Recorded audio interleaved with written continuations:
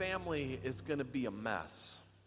Your life is going to be falling apart at the seams, and your kingdom is going to be in peril because, as Nathan said, you had contempt for the commands of God, and he didn't listen to the word of the Lord. So that's a little piece of the context. And if you read on from 2 Samuel 12, where he's confronted by Nathan, you read that there's turmoil that starts from that point forward. Really, that is the turning point in David's life, in his kingdom, where things were going up and up and up, and then there was that moment where he had his affair with Bathsheba, and from that point on, the rest of his kingdom is filled with turmoil and trouble, and especially trouble within his family. It caused division because there were multiple wives and multiple children. It caused divisions because they believed that he was playing favorites. But the biggest reason that there was a division in David's family is because of David's moral failure. He had trouble dealing with moral failure within his own family. And what happened in the passage we're coming up to is his son Absalom led a rebellion against David and his kingdom. But it happened because he had another son who was Absalom's half-brother who fell in love with Absalom's sister. And Absalom's sister, Tamar, had no interest in this other half-brother. So what he did was he said, I don't know how to get her attention. So some advisor told him, he says, well, pretend like you're sick, and then tell Tamar to come in and be your nurse. And when she's in as your nurse, then you can do whatever you want. So he pretended he was sick, and she came in, and he assaulted her. Well, the daughter fled, and she told her brother Absalom, who was furious, who told his father David, and David did nothing. He pretended like it didn't happen. Many scholars think it's because David was so morally compromised that he struggled to confront the moral shortcomings in his own family. And what it caused dissension and strife. So Absalom threw a party and invited all of his brothers and half-brothers there, and he instructed his friends to kill this other brother. So he killed him, and then Absalom fled in fear, and he went and lived among the Philistines. So he lived there for 2 years, and he was tired of living in exile, so he asked if he could come back, and the answer was yes, he could come back. He could live in Jerusalem, but he could never see his father. So he lived in Jerusalem, this life where he was basically under house arrest in Jerusalem. And finally, he begged and asked his father, can I go and visit you? And after 3 years, David finally relented and said, yes, you can come visit. And the visit didn't go well. And Absalom decided after that his father was weak, and then he could take advantage, and then he could get his group of friends together, and they could start this rebellion, and everything was in turmoil, and he'd gone and gotten Saul's relatives involved, and they were behind Absalom, and they pushed David out, and David ended up leaving Jerusalem in terror for his life, afraid that he would be killed. So David was off hiding, and his men and Absalom's men were preparing for battle. And Absalom went and he got advice from 2 different people. One person said, you ought to stay away from your father because he's a man of war and he knows what he's doing, and if you fight with him, you're going to lose. Another advisor said, go for it. Well, guess who he followed, right? The one who said go for it. So he gets into this battle with his father and his father's men. Well, in chapter 18, which is the chapter we're going to look at just the very end of it, David is gathered with all of his people and his general Joab, who was a great general. And he is working on this battle plan, and David wants to go, and they all tell him, David, you shouldn't go, you're too valuable, you need to stay behind. So David is cautiously and a little worriedly sending his men out to go and fight with his son Absalom and his men. And as they're on their way out the door, David tells them twice, be gentle with my son Absalom. Don't bring any harm to my son Absalom. So the men go out to battle, and the battle happens, and it happens in a forest. And David's men are prevailing, and they're driving Absalom's men back. Now, in the Bible, we're told that Absalom was a beautiful man, and we presume he had long hair. And the passage tells us he was riding by himself away from everybody through the forest on the back of a donkey, and his hair got caught in a tree. So as he's going by, he's hung by his hair from the tree, and the passage says that he is dangling between heaven and earth.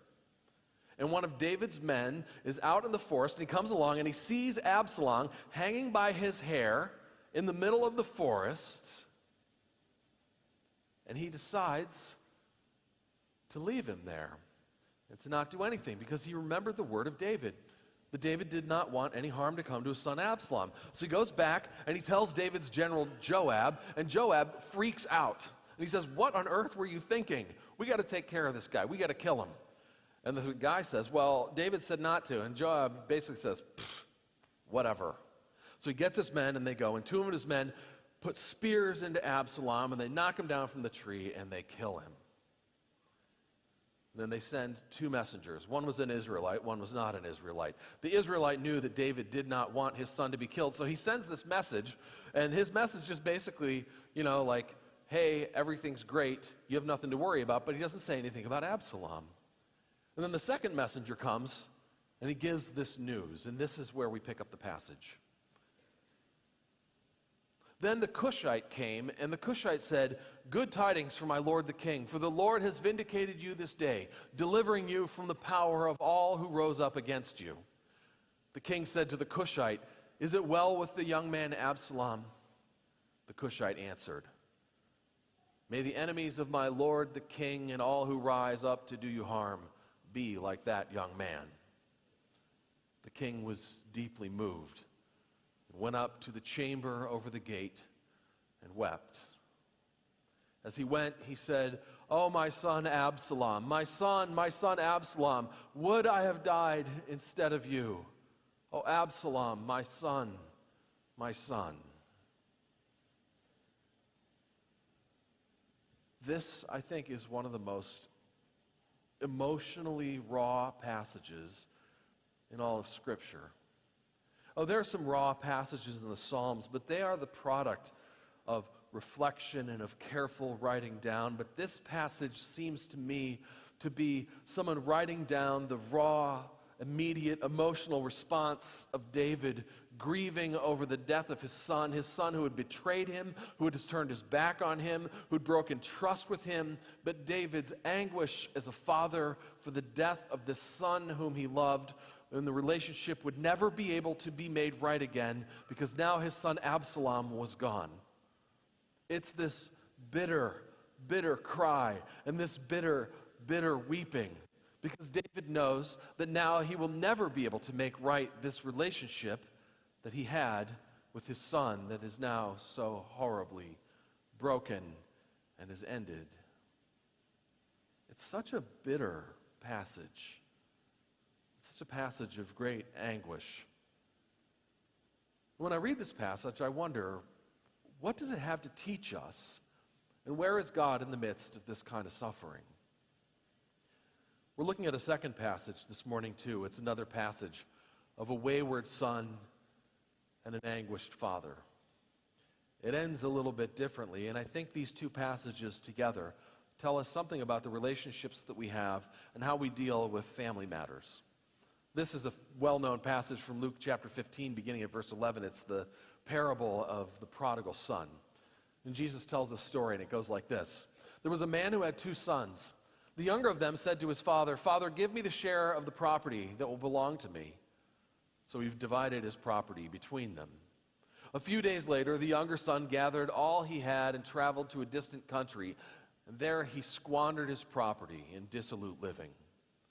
When he had spent everything, a severe famine took place throughout that country, and he began to be in need.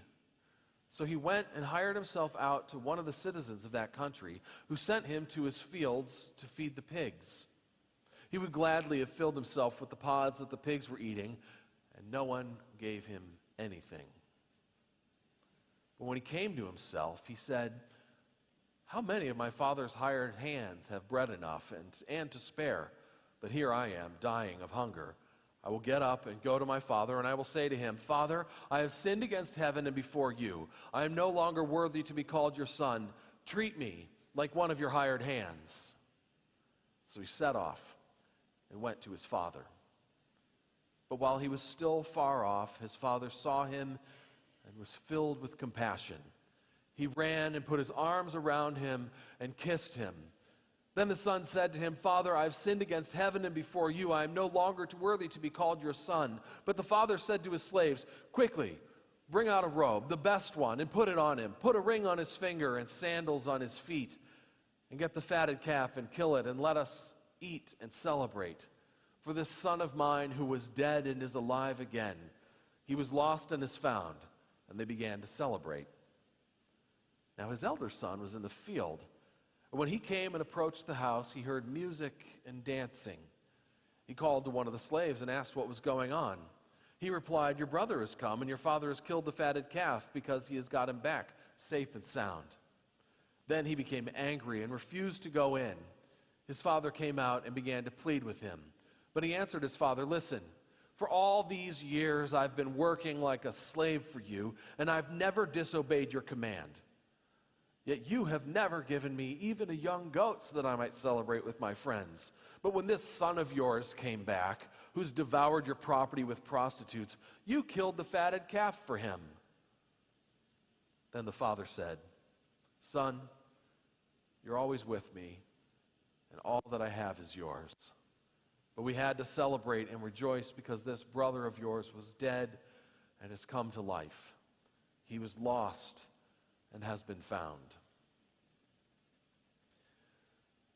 You know, I think we have to confess that anytime we bring a child into the world, it's an act of faith and an act of hope.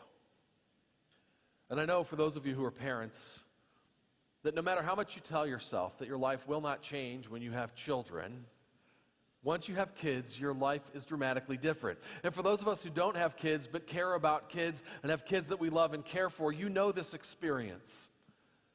You know the experience where you walk behind a child who's learning to walk to make sure that she doesn't fall and hit her head on the table, and you catch her the moment she begins to stumble. Or that feeling you have when you're watching a young child and they're sitting at the table and they're eating, and you're watching them every moment because you know there's plenty of good food on the table, but they're just as likely to take a marble or something else and put it in their mouth, and you don't want that to happen. Because we're concerned about them, and we love them, and we care for them, and we want what is best for our children. But many of us know that moment of almost heartache when you watch a child go for the first time onto the school bus and go off to a place where you don't have any control and you don't know what's happening. And here's the worst part. They come home and you want to hear all about their day. And you're like, "What happened?" And their answer is, "Nothing." And that's all they'll tell you. That horrible moment. And then they grow up and they get more and more independence, and they fly off to Arizona on the youth mission trip, and you don't know what they're doing, and you pray that they're safe. And I haven't gotten to this point yet, but I can see it from where I am. That moment when your kids leave the house and they become adults, and you can no longer make them do anything. All you can do is give advice. And you give it because you love them and you want what's best for them. And the thing is, we live in this world that has so many possibilities and so many dangers. And we live trusting our children into the Lord's hands. Trusting that God will watch over them and care for them, be at work in them, and draw them to Himself. But there's really nothing we can do about it. And then we have a day like last Sunday where we see that 49 people were shot and killed and 52 others were shot and wounded. And our heart breaks for those who are lost. But I think that many times the heartbreak is actually imagining ourselves in that situation.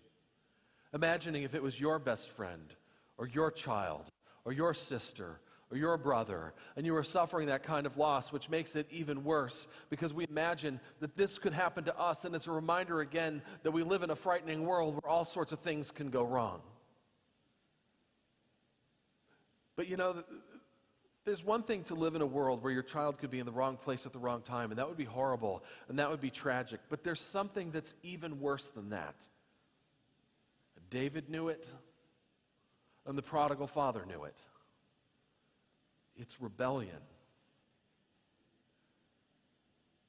There are many parents, all of us to some degree have experienced it, whether as parents, as siblings, as friends, as children, where we have been on the receiving end of rebellion. We've experienced it. It's where somebody does something that they know will hurt us, that they know we don't want them to do, that we know we want them to avoid, that we think will be harmful to them, but they do it anyway because they want to. Maybe because they even wanted to hurt us. You know, sometimes there are people in our lives who do things to us knowing that it will cause us suffering, and they do it anyway because they don't care about what happens to you. That, it seems, is the worst kind of suffering, that kind of rebellion, that kind of turning away, that kind of going in a direction, not caring about what the cost is to anyone around them. As I've thought about this passage this week, and as I think about life, I've thought to myself, there is no pain like family pain. There is no suffering like watching the suffering of your children. If you've had a child and you hold a baby in your arms and you see their angelic face, you're never sitting there thinking, you could ruin my life. But it can happen.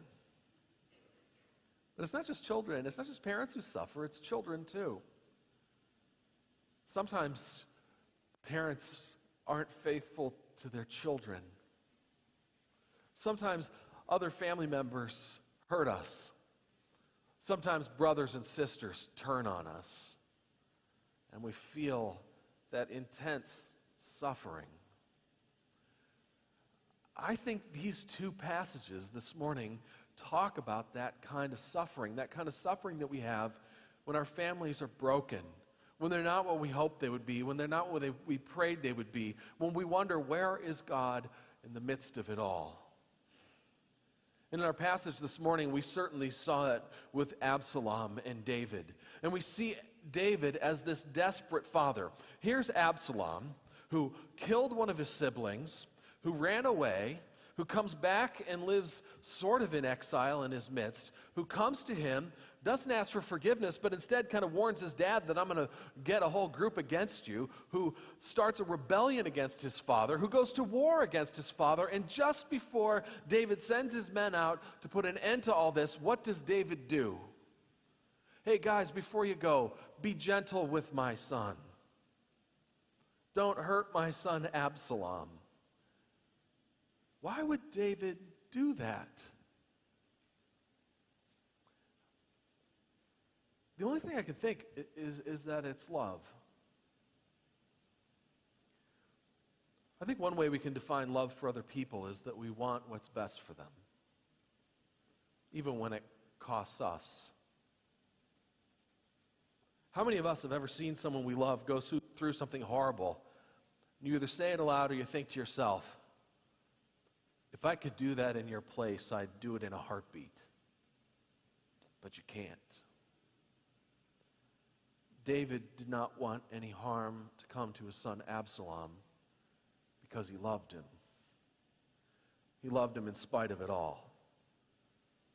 David had screwed up his relationship with his son, but at the end he loved him, and he grieved so bitterly because when his son was dead, he knew that they could never make it right. I believe that when David was telling Joab and the rest of his soldiers, please don't harm my son Absalom, I think he was saying that because he believed that if Absalom came back, that somehow they could work it out, that somehow they could be reconciled, that somehow their relationship could be right again. So please don't harm him, don't let anything happen.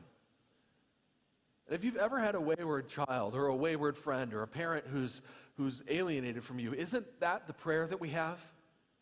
God, don't let anything happen because I trust that maybe things could be made right if just we have enough time, if we just have the right kind of encounter, if we're just able to be together one more time, Lord, then we can set things right. I think that's why David had such bitter tears. But you know, I think as we try to come to terms with this passage and we try to come to terms with ourselves, One of the things we have to remember is it's very easy in a passage like this to always put ourselves in the position of David, of the one who has been wronged by another person, of the one who has to offer forgiveness. But you realize that just as often, maybe more often, we're in the position of Absalom. We're the son that's been unfaithful. We're the one that's run away. We're the one who's broken the relationship, not the other way around. And it comes down very much to what we heard in the parable of the prodigal son. I want it now. I want what belongs to me. I want my own way, and I don't care what it costs you. So give it to me. If we're honest with ourselves, we often are not the waiting father, but we are the prodigal child. We are Absalom, not David. We are the ones who have broken relationship, and we are the ones who have gone off on our own. And we all know the story of the prodigal son who goes off and who takes his father's inheritance and he fritters it away. He wastes it on things that are useless and things that are evil. And he uses it all up, and then at the last minute he's desperate and he wants to come home and he wants to merely be his father's servant. And then we see the Father in the passage, this image of God, the Father of us all, who, like David, I imagine, prayed that his son would return, longed for his son to return,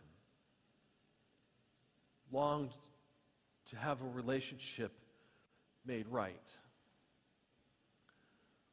I think one way that the prodigal son helps us understand this passage about David and helps us understand ourselves is this.